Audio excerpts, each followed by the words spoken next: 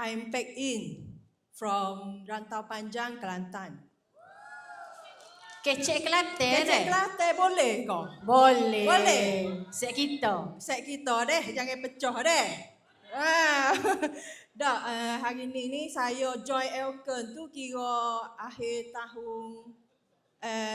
tahun lepas lah, kira bulan ni gitu deh. Tapi saya pun suka juga lain-lain. Naik turun bah, orang royak. Deh, lepas tu naik semula.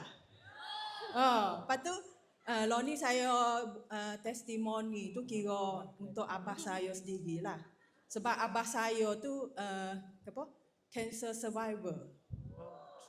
Dia kena 2 jenis kanser lah. Lepas tu kena buat kemo 12 kali. Lepas tu saya labur inhaler untuk abah saya. Tapi nak royaknya, hari ni ayah saya ni semakin sihat. Ketika dia buat kemo tu, dia tak rasa apa-apa kesan orang lain rasa. Macam tak boleh makan, mutah, luruh rambut ke apa, ayah saya tak ada. Jadi dia semakin sihat lah.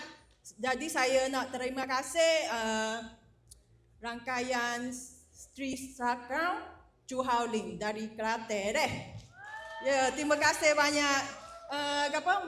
Ayat motivasi saya, jangan takut gagal deh. Takutlah jika kita tidak pernah mencuba. Okey, terima kasih semua.